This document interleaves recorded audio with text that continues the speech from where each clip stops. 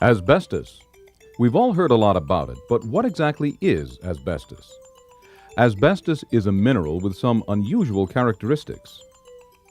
Asbestos has so many positive qualities that some people call it a miracle material.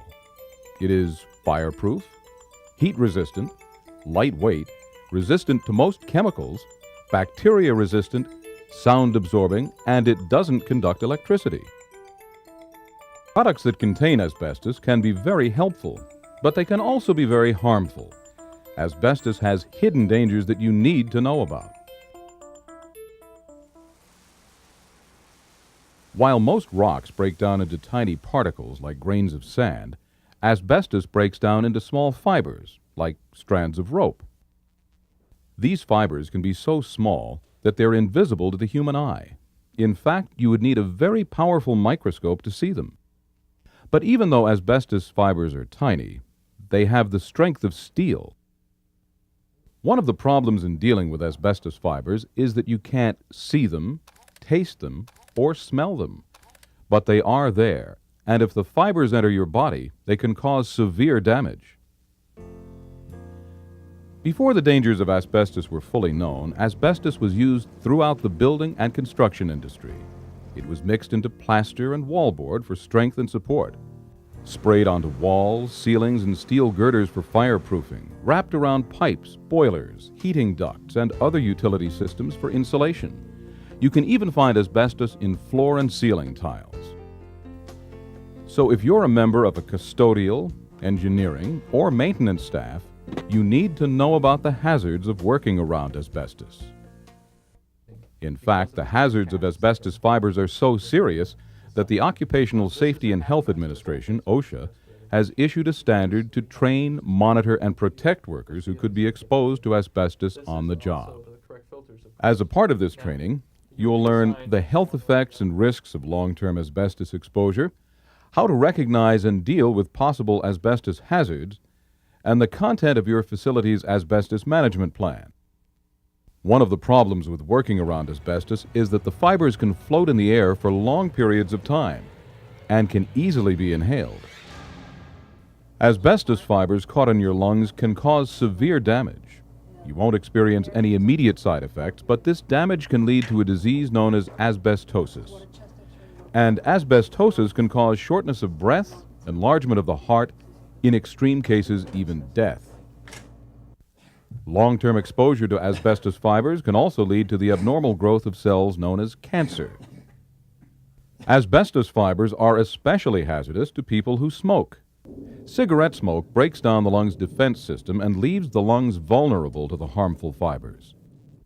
As a result, smokers are over 50 times more likely to become sick after long-term exposure to asbestos. Knowing how dangerous it can be, you might ask, how can I reduce my chances of exposure to asbestos? To start, you need to know where you might encounter asbestos in your work areas, how to recognize potential problems, and what to do if you find damaged asbestos materials. If there are any asbestos materials in your workplace, your facility will have put together an asbestos management plan. You'll find a list of these materials in that plan. There should also be a sign or a label at each location to warn you about materials that contain asbestos. If there isn't a sign where you think asbestos may be present, notify your supervisor. In general, the asbestos materials that you'll come across fit into two categories, friable and non-friable. If an asbestos material is friable, it can be easily damaged or broken apart. When this happens, dangerous fibers can be released into the air.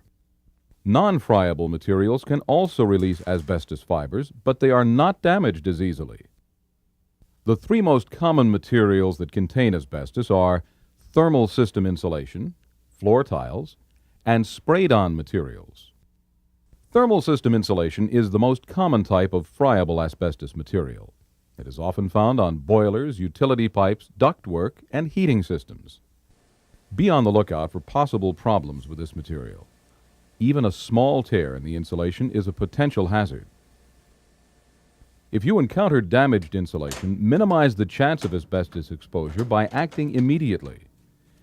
Even if you aren't sure the material contains asbestos, Secure the area if possible and post a sign warning people not to enter. Then notify the appropriate people so that they can deal with the problem. This might be your supervisor, your facility's environmental manager, or an outside company. If they can't fix the situation immediately, you may be asked to temporarily patch the damaged area.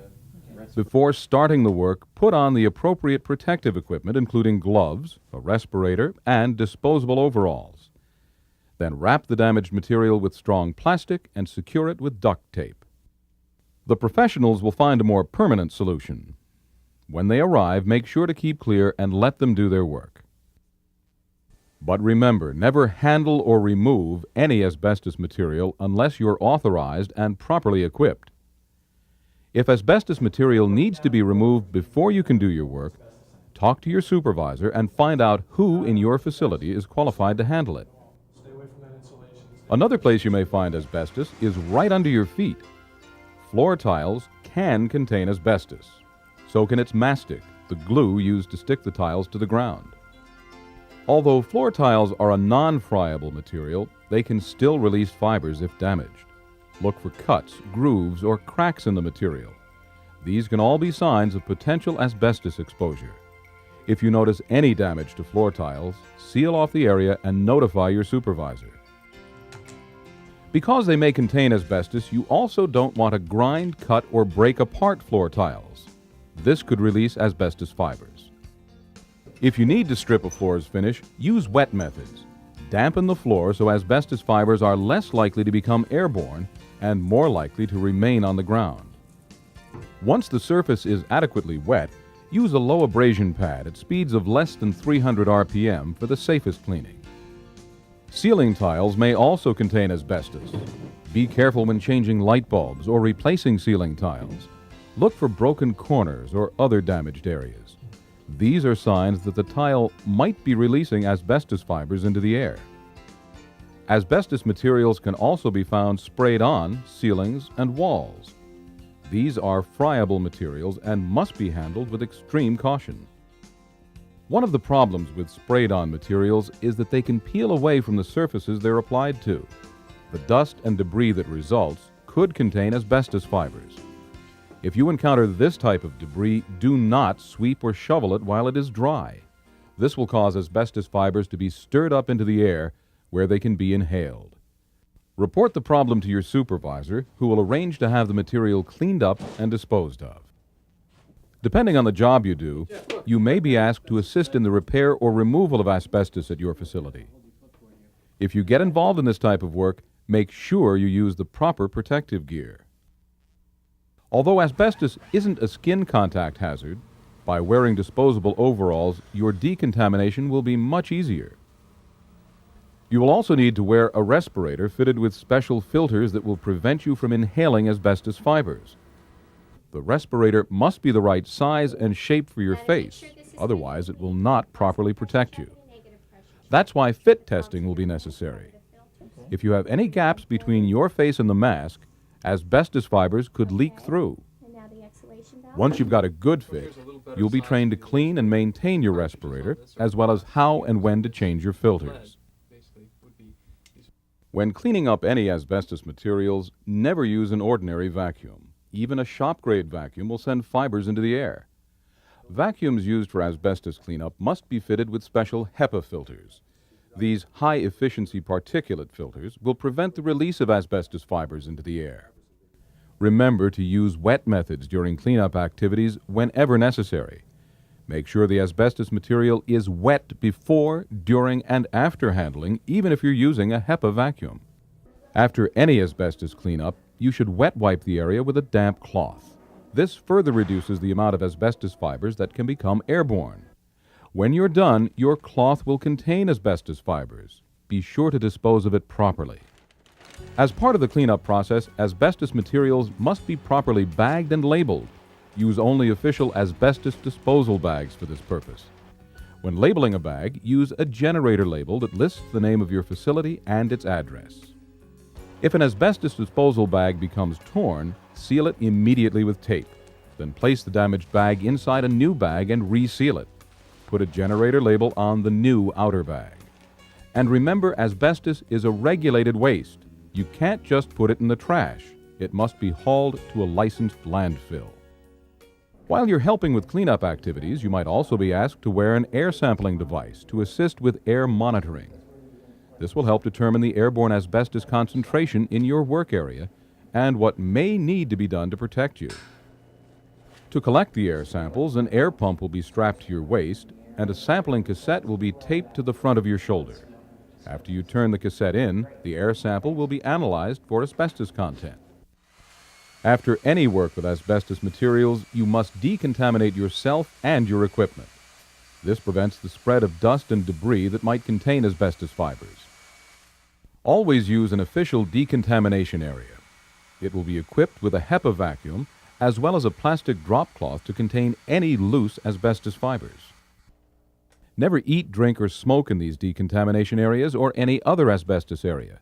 This increases your chance of inhaling asbestos fibers.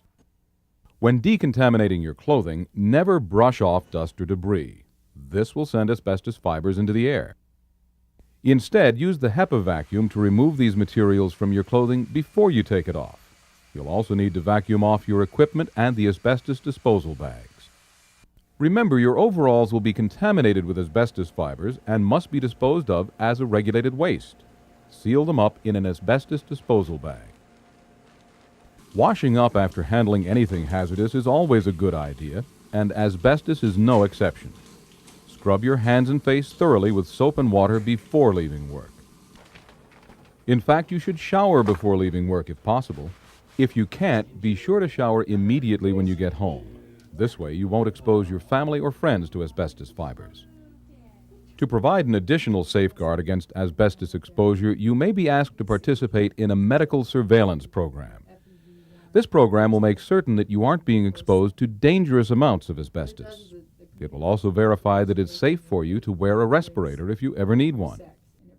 A surveillance program requires regular doctor visits, where you may take a breathing capacity test or have x-rays taken of your lungs. These will be done free of charge. If you have any questions about the medical surveillance program, ask your supervisor.